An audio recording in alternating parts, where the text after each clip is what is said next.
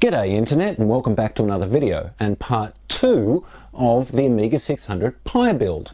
So when we left off, I'd done all the prep kind of work on the case and a few mods and things like that, but we hadn't gotten through all the software setup.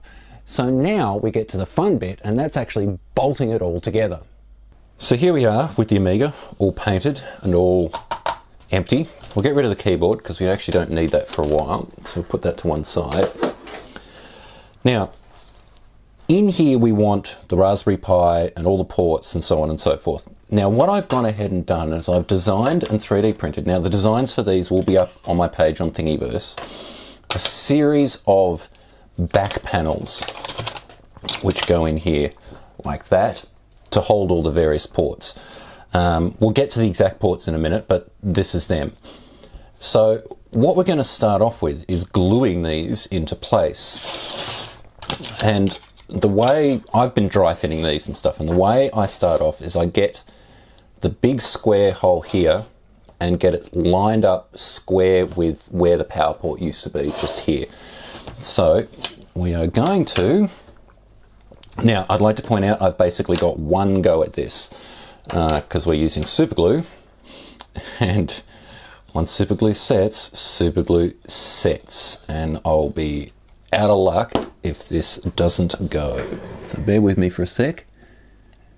Get that lined up and downward pressure. And that's in. Now the next one we want goes in here, and that should line up if pushed flush against the other one, and it does. So more super glue. And get it all lined up where I want it, and downward pressure again. This base plate doesn't actually have any feet on it at the moment, so I'm actually able to push down on it quite hard, which is good because that's now snugly in place. And last but not least is this bit. Just give me a sec, I want to tidy this up a little. And I'm back. Like any kind of 3D printing, some of these are actually my original prototype ones, and I've had to do things like elongate the holes. Ignore that because those changes have been made in the files that I'll upload. So let's get that glued in. Press down, there we go. Right, as you can see, we have a plethora of places to put various things. So let's start populating things. We're going to go from left to right because it's the way I roll. First is network cables. So the reason network cable's going in here is because this here is the only one big enough to actually put an RJ45 connection. This is simply what's called a keystone socket, and I've simply trimmed the clips off it because I just didn't quite have the height, and then patched into a cutoff of a patch lead. So we are going to, this also gets glued in, so we just put a bit of glue, whoop, there goes the lid for the super glue, bit of glue around that. And all things going well, that should just go and slide in there. We'll hold it for a minute while I pick up the super glue lid.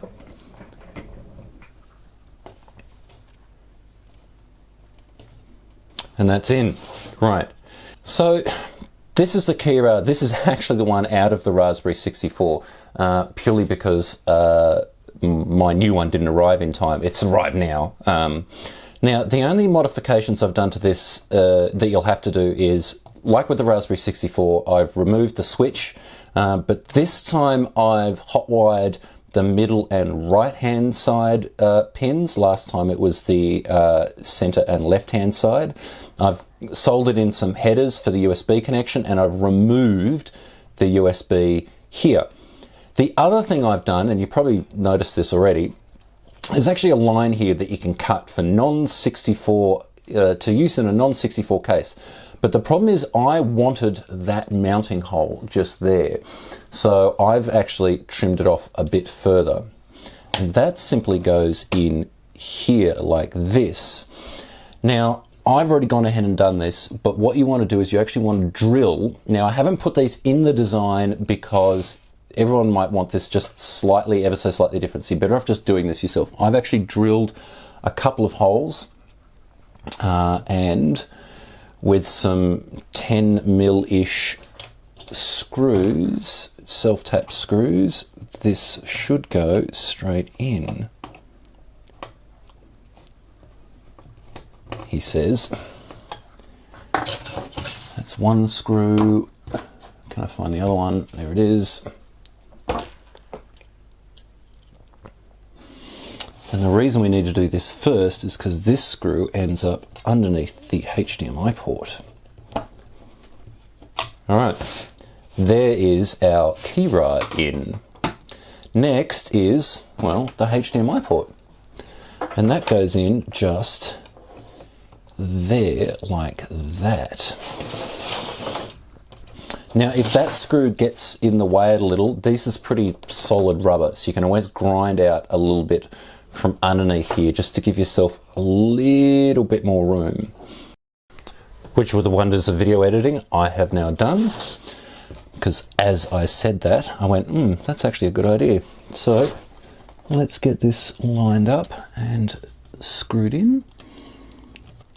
With the HDMI port in, next is the two audio ports. So these are just regular RCA panel mount doohickeys. So if we get that in with the tab, this all starts to get a little cramped at this point, especially around these joystick ports.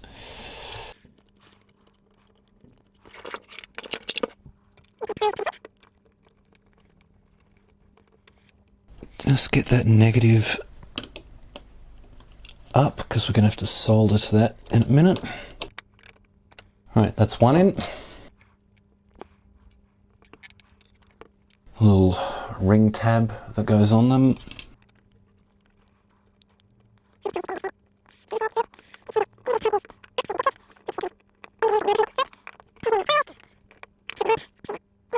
Right, we now have HDMI and we have audio, and we've obviously got our ports from the that thing, key rail.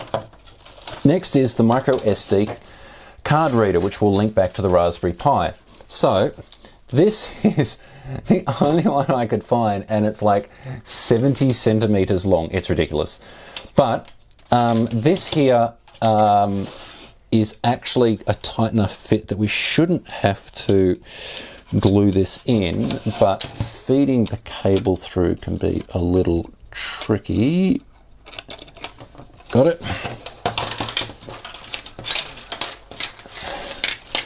5 miles of ribbon cable, and that sits in there.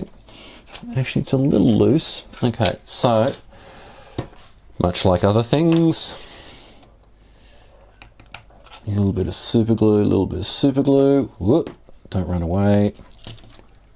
And in we go. A few little excess drops that I don't want, which will make a mess. Let's just clean that up with a cotton bud.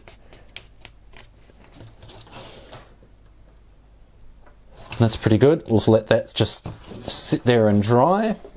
Next is micro USB, which is going to be for power.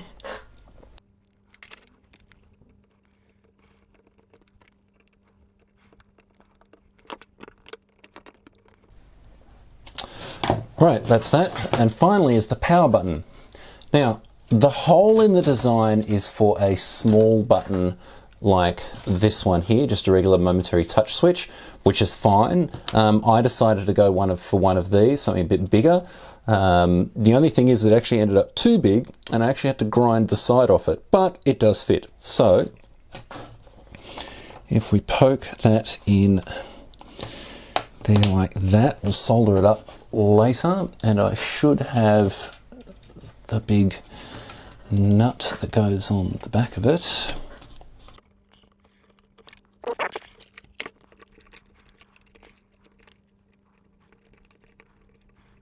Really don't like metal nuts that go onto plastic thread. They just don't really work. Well, they work once and then the thread gets weak. Okay, so that's everything now plugged into the back of it, and if we have a look, it's looking quite, well, populated, I guess you could say.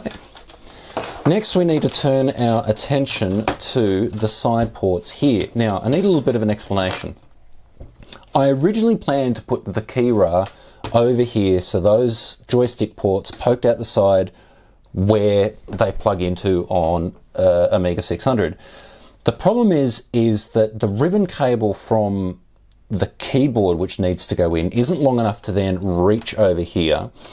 And I wasn't going to even attempt to extend the ribbon cable. And the only other option was to wire in 30 or 40 pin wires or whatever it is to this and actually move this plug out. But the thing is, this isn't actually a locking, this is purely friction fit. It's not one of the locking ones with a little thingy on top. So I decided against that. The other reason is that under UAE, on the Raspberry Pi, these just don't work properly. People, if you go looking online, there's forum posts everywhere of people trying to get joysticks to work in these on a Raspberry Pi, and they just don't work. So I still wanted to plug the mice and joystick into the side here the way you should. So what I did is I got a couple of panel mount USBs. I trimmed the center out and glued them together so there's only a single hole instead of two, and that gives us the width we want. I then have printed this piece here, which gives us the 3 holes. Now, 2 of the holes line up fine on the side of the case. The problem is the third one actually lines up kind of about there, which, as you can probably imagine, you can't get a screw into. So this is one of the things I am actually going to have to permanently glue in place, which I'm not a big fan of, but I don't have much of a choice. And the other thing I've done is I've actually ground out a little bit of, I don't know if you're going to be able to see it, a little bit of the case just in here, so the head of the screws got somewhere to go. Right, so after a bit of messing around, I have the screws I need. Now, what we're going to do is, this becomes a little tricky. We can't have these screws in here just yet because they go through the case. But we need to make sure these holes line up. This extra bit of 3D printed plastic is basically to add some neatness around the USB ports and also just to give it a little bit more strength when we glue it to the case. So what we want is, once again, we're just going to swing you out of the way, and I want some super glue on here. And I want this to be lined up with those holes, and we're going to press down.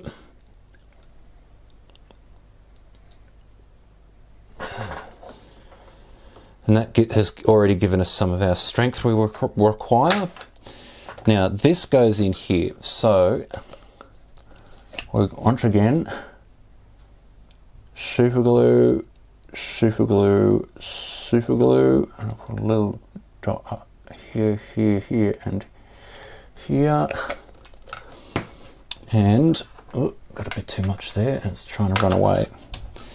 Start off by just getting our screws lined up before we try and push it all together. All right, now they're lined up, we can put some sideward pressure on all of this to get that super glue to bond.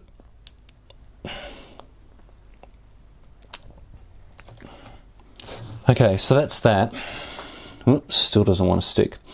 All right, what I am going to do is I'm going to use an old modeler's trick. I'm going to get some bicarb soda, and no, this isn't for cleaning this time. There's a trick. You take some super glue and you stick it, you make a bit of a pool of it, and what you do is you get some bicarb soda and you sprinkle it in on top and pack it in. And the bicarb soda and the super glue has a chemical reaction and bonds like concrete. And now, just obviously tip all the excess out and get rid of that. And that is now quite strong. The only thing I might go ahead and do is I might actually do some more of that baking soda trick around some of the other edges.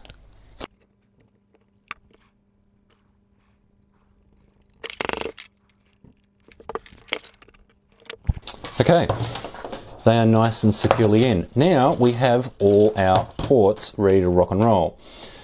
Now obviously the one thing we're missing, well apart from a trapdoor cover, but I've 3D printed one of those as well, is the Raspberry Pi.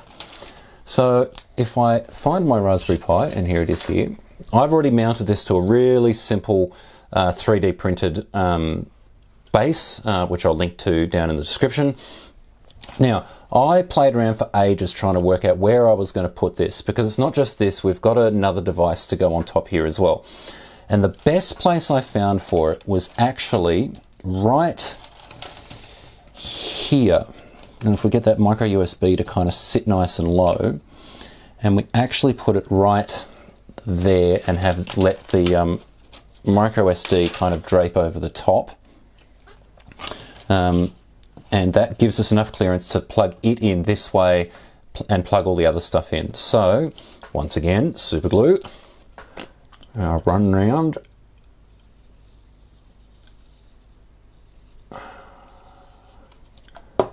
And very carefully, because we get one shot at this, we want you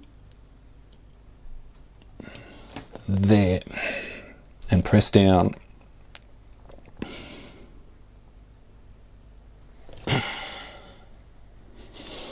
Okay, now before we get too carried away plugging everything in, we need to do some soldering. First we're going to worry about the audio ports. Let me turn my soldering iron on. Now we've got our two audio ports here. I have gone ahead and soldered up a audio cable, which was here a second ago. So this is absolutely nothing special. This is literally just a stereo headphone jack with some wires. This will obviously plug into the Raspberry Pi as such, and these get wired to the audio ports at the back. So let's get on with that.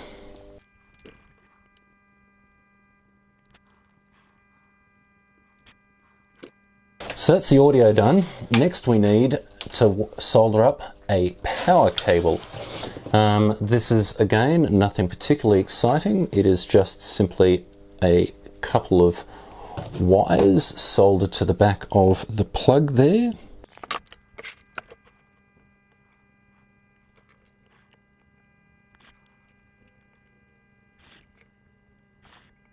Right, now we can actually start connecting everything up. Actually, no we can't. There's two things we want to do. One is, when I was doing all the testing for this, I found the Raspberry Pi got a little warm. Now, admittedly, that was inside its little case, which we're not using anymore, but it did prompt me to buy some little heat sinks. So, one heat sink and two heat sink, right? And we also have my favourite little Raspberry Pi device, a Pimoroni on-off shim. Now this needs, well, this needs soldering onto here like that. So you've got your little header pins. So I'm going to go ahead and do that very quickly. The other thing that the Pimoroni requires is the power button soldering in. So while I've got this all here, I might as well get that sorted. That's the Pimoroni all sorted out, and it simply gets plugged in on the Raspberry Pi right there. What do we want to do first? Let's get these USB leads plugged in and sorted. One, kind of, it's a bit of a harsh fit, but if you kind of tuck it in there, it works. And two, right, that's that. Next is, let's just shuffle that around. Next is network, and it should, if you kind of get it to bend a bit, which isn't great for the cable, but get it in there like that. We can then now look at the ribbon cable for the micro SD, which goes in and it tucks in underneath here.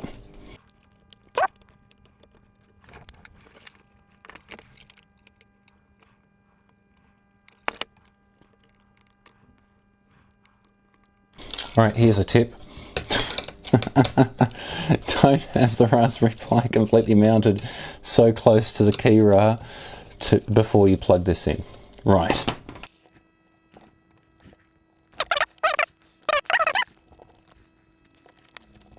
And then finally, we should plug in our HDMI and plug in our micro USB power into the Pimoroni, and that is, apart from this annoyingly long ribbon cable, should be pretty much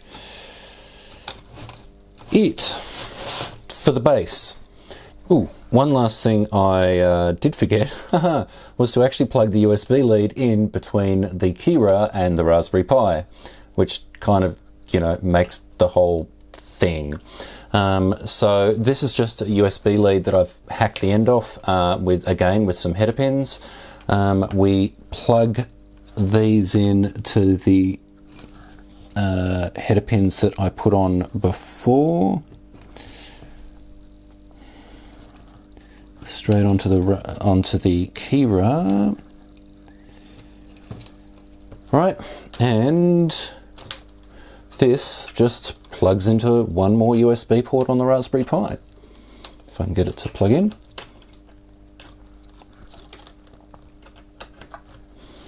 There we go. Done. Righto. Next, we want the keyboard.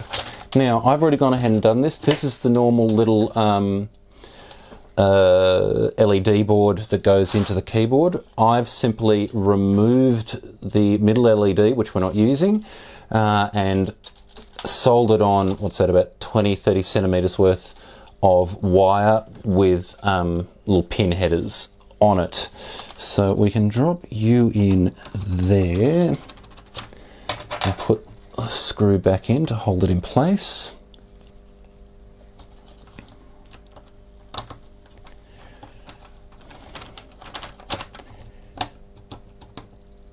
Right,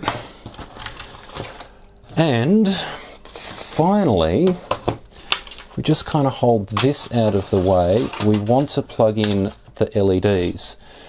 Now, if I remember how I've done this,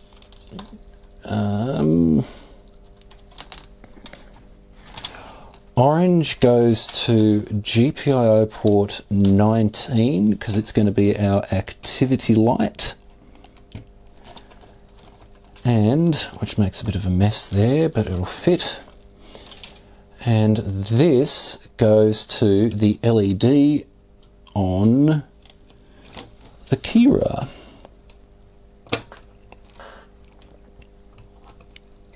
And last but not least, we can shuffle some wires out of the way, plug the keyboard in to the keyrah, and very carefully close everything up. And there we go. Just put some screws on it, and she's ready to rock and roll. And we can't forget the most important bit of all. Look at that. And there we go. One Commodore A600Pi. It went together pretty well. I'm happy with it. Look, there are things I would do differently. You always learn from these things. For starters, I wouldn't use a micro SD extender with the 50-mile cable on it. And I'd also try and find some maybe thinner cables for the HDMI. Other than that, I've got my USB to DB9 joystick adapter, so I can still use my old school joysticks, so that's kind of cool. Found an equally old mouse, some old Microsoft USB mouse, and that's it. It's all up and running. The only problem is now I've got so many games to choose from, I don't know what to play. So given that this is a kind of a 1-year special, there's a couple of quick shout outs I want to give.